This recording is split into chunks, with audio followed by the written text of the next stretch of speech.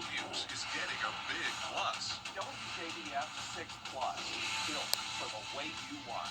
The CSRA's trusted news source, now on demand. Live by First 6 weather when it matters most. Stream it anytime, anywhere. Plus, it's totally free. No subscription required. WJBF 6 Plus is ready when you are. Download it free today on your favorite streaming device. Drive Crescent. Your ticket to ride and your ticket to the SEC. Drive Crescent. Right now on News Channel 6 and 11, reviewing Augusta's budget, leaders looking for ways to make up a shortfall. Also ahead, a former South Carolina bank executive back in court to be sentenced for financial crimes. The details as your news at 11 starts now. Live from Television Park, this is WJBF News Channel 6 at 11. Good evening, everybody. I'm Brad Gaines. We thank you for staying up with us as coverage you can count on begins with tough decisions facing Augusta leaders as they start work on next year's budget. Commissioners set to get the administrator's recommendations tomorrow, but thanks to the loss of COVID Rescue Act money, the budget starts in a deep hole. George Escala has the story. Mayor Pro Tem Wayne Guilfoyle knew this day was coming, where the commission would no longer have Rescue Act dollars to balance the budget. This is the hard decisions we've been trying to make over these past 2 years, but it has been ignored. It has been fought from my colleagues, and they rather work off emotions. That's not the way to run a business or a government. Tuesday, commissioners scheduled to hear the administrator's 2026 budget recommendations. The 2025 budget was balanced using more than $7 million in Rescue Act funds, but those funds are no longer available. Everything else is going up, the respective cost of doing business. Unfortunately, our revenues have not gone up. So when you have that kind of problem, you have to figure out what can you do to make sure that you have a balanced budget. Commissioners facing difficult decisions, a tax increase or deep cuts impacting services. There will have to be additional reductions in some of the things that we provide, whether it be the services or whether it be the respective budget, which will cause those services to decline. Is a tax increase inevitable? If there is a tax increase, I'm not in favor of it. A tax increase next year would be a double whammy for taxpayers, where thousands this year are paying increases in garbage and street light fees, but some understand the need. Of course, we would all like to have, pay less.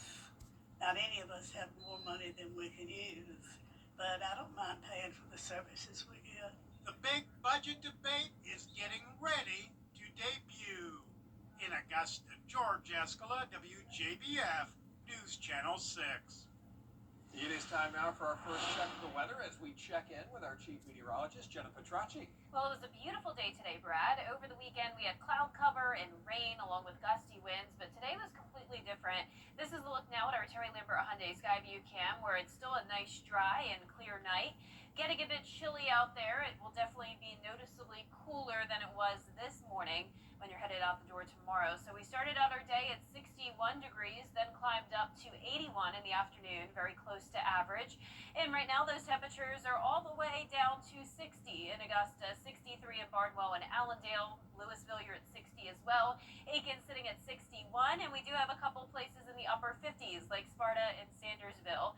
Look how calm the winds are, only up to around 2 miles per hour, so just a quiet night with high pressure back in control. This is the low pressure system that impacted us over the weekend. It's been bringing rain across the northeast, but now it's pushing out to sea, and this cold front's going to be swinging through as we go into the end of the week, bringing us a pretty significant cool down.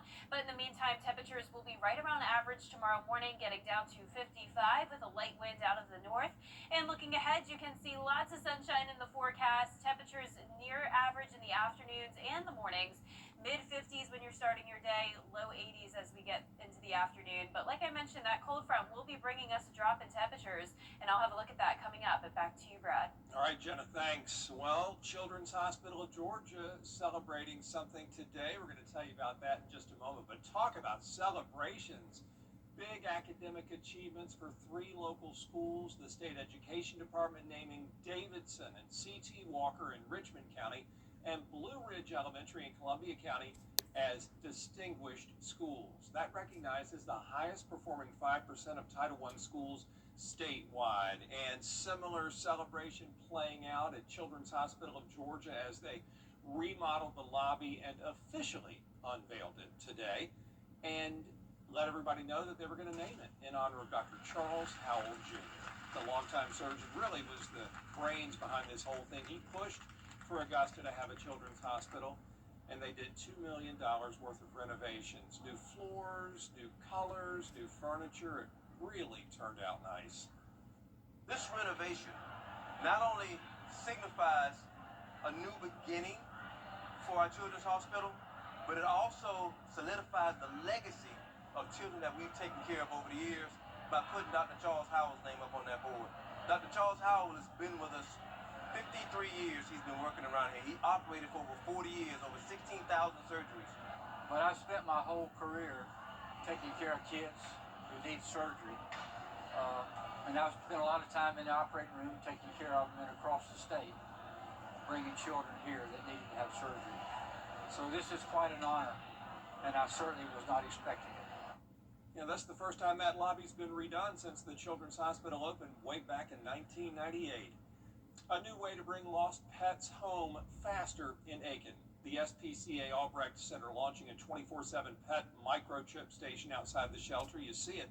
The goal is to get lost pets home quickly and cut down on those shelter stays. There are instructions right there to let you know how to get in touch with the microchip company and find out who owns a dog or cat. On a monthly basis, we get anywhere from 100 to 150 animals, whether it's lost, returned, or just here at the shelter. The likelihood of them going back home and getting back home safely exponentially increases when they have a microchip. The center also opened a new pet food pantry to help owners struggling to feed their animals. A former South Carolina banker in court today. He was sentenced. We have sunshine for us in the forecast this week, and we're keeping it dry until we get to Sunday. I'll have a look at your future cast when we return.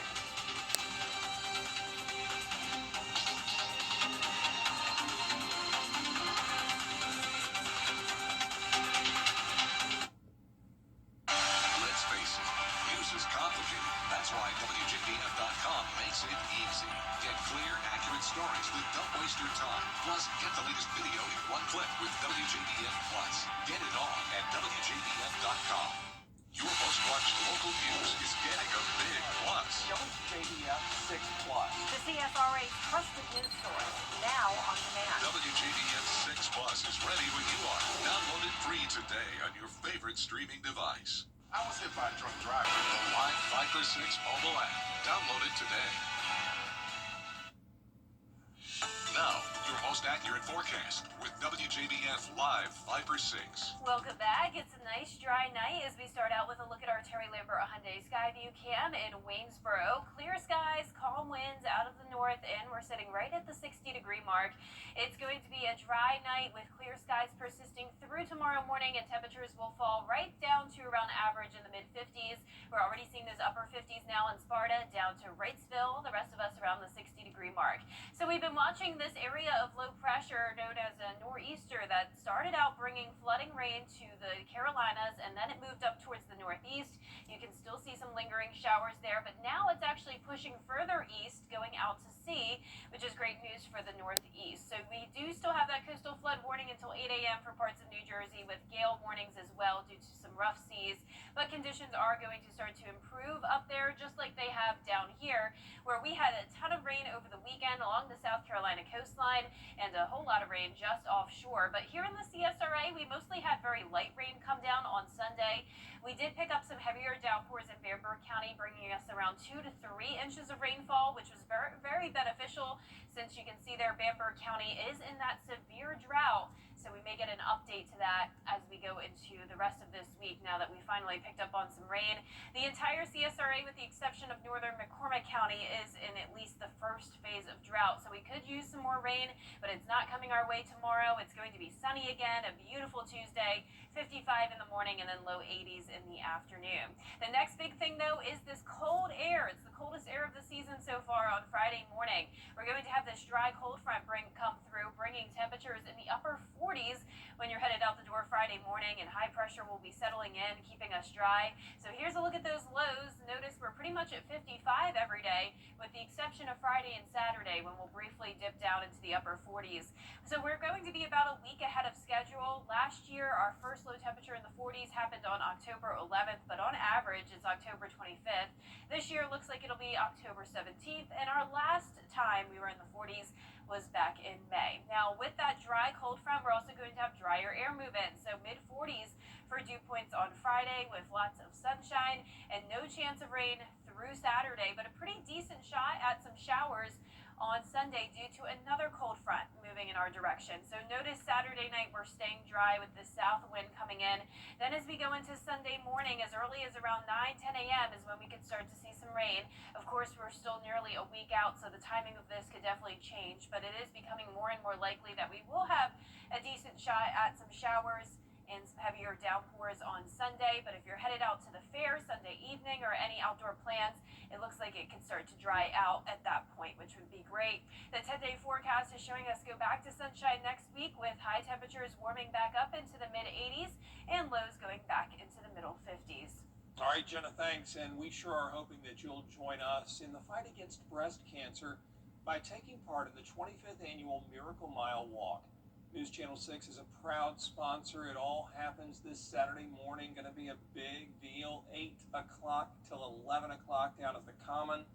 Just go to miraclemilewalk.org. You can do everything there. Register, donate, even buy raffle tickets for a brand new golf car they're going to be raffling off at the big walk. Next time on Jenny, shaping the next generation of writers. Dr. Rebecca Harper is the force behind Augusta University's National Writing Project Summer Institute.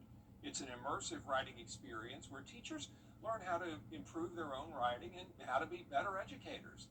She tells us how the project is bringing extraordinary talent to our community. We just had an event at the Book Tavern with Dr. Karen Head, who is the Waffle House Poet Laureate. She did a reading, and that was absolutely beautiful. And then in December the 13th, we're going to have Noir at the Bar at Le Chat Noir downtown. So we have several Southern authors who are going to come and do readings there. So I think it's just an opportunity for people in the community to hear from writers and also to network and then talk about their own writing. We'll also speak with a surgeon from Doctors Hospital about the signs and symptoms of breast cancer and how to maintain breast health. That's all coming up Tuesday at 12:30 right here on News Channel 6. Coming up right here, coverage of today's big peace agreement between Israel and Hamas. Those details when we return. But first, the winning numbers for tonight's South Carolina Lottery Pick 3 616. Pick 4 tonight 1981. The fireball was 2. Looking for your next ride? Coming up, an undefeated Westside team taking on the Harlem Bulldogs Friday night. We're going to hear from the Westside head coach on the matchup in sports. The WJBF Live Viper 6 Skyview Network is sponsored by Terry Lambert Hyundai. Low prices, big selection, and committed to quality customer service. Now, WJBF sports coverage you can count on. Well, there's only a few games left of the high school football regular season, and the Westside Patriots are one of the few undefeated football teams left here in the CSRA. But they do have a tough task on their hands, taking on the 6-1 Harlem Bulldogs. Now, the Patriots continue to roll this season after a 56-0 win over Cross Creek last week. They're taking on a Harlem squad that just came off a close victory against Aquinas. Now, the Bulldogs lead the overall series 11-6, including a 24-0 victory over the Patriots last year, but it gives the returning Westside players extra motivation to flip the script this year and continue to battle for that top region spot with West Lawrence. They've kind of taken the approach of we've been here before and we don't want the same letdown that we had last year. So, we've let them, kind of lead that way because, a lot of the coaches weren't here, but the kids were obviously won the region and playing for a state championship. So just this morning I told them, we're looking to play 8 more games. So you think 8 more games is almost like a whole nother season. So a win Friday would just get them closer to that goal. Now, the last time the Patriots finished out the year with double-digit wins was all the way back in 1988. Kickoff set for this Friday, 7:30 p.m. at Harlem. Now, here are some final scores from the first round of GHSA softball playoffs. Lincoln County takes both games over Pelham. Washington Wilkes combined for 28 runs to beat Seminole County. ECI easily moving on, beating Georgia Military College. The Screven County Gamecocks got past Glasscock County. All of these teams moving on to the Sweet 16 next week, starting October 20th. The 2-2 Atlanta Falcons hosted the Buffalo Bills on Monday Night Football, looking for their third win on the year. Now on the opening drive, Atlanta's offense wasting little time. Michael Penix Jr. hands it off to Tyler Algier, who punches it into the end zone. The Falcons up 7-0. Now all tied up at 7. 30 seconds left in the first quarter. Third and goal, Penix fires to Drake London, who reaches across. He is in for the score. And now we go to the second quarter now. It's the dual threat running back Bijan Robinson finds a crease. Not only that, he gets the first down and he takes it all the way down to the sideline and to the house for the 81-yard touchdown run. The Falcons make it a 2-possession game. Then Drake London nearly puts Atlanta up 27-7 heading into the locker room, but he does step out of bounds here at the 1-yard line. The Falcons lead at 21-7 instead at halftime, and they go to hang on in the second half. They improve to 8-6 all-time against the Bills with a 24-14 win. I love to play for each other. I think it was the selfless attitude from all the team and all those guys going out there playing.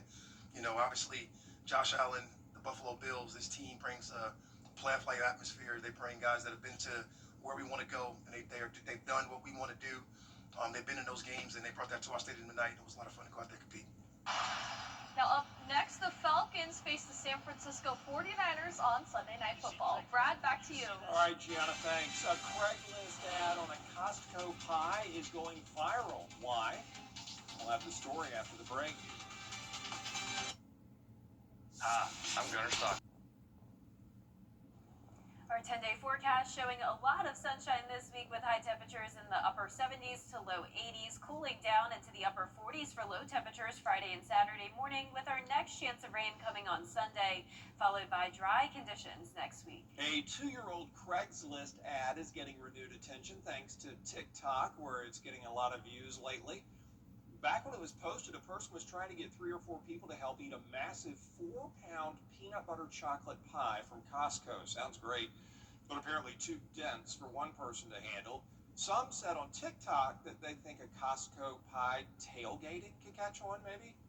But others wish they just sold them in smaller sizes so people could eat them more easily. That pie, by the way, isn't available anymore, but there is a massive pumpkin pie on sale at Costco just in time for the season. I love pumpkin pie. Yeah. What's not to love? Super good. Get some friends. Eat one. Thanks for watching, everybody. Have a good night.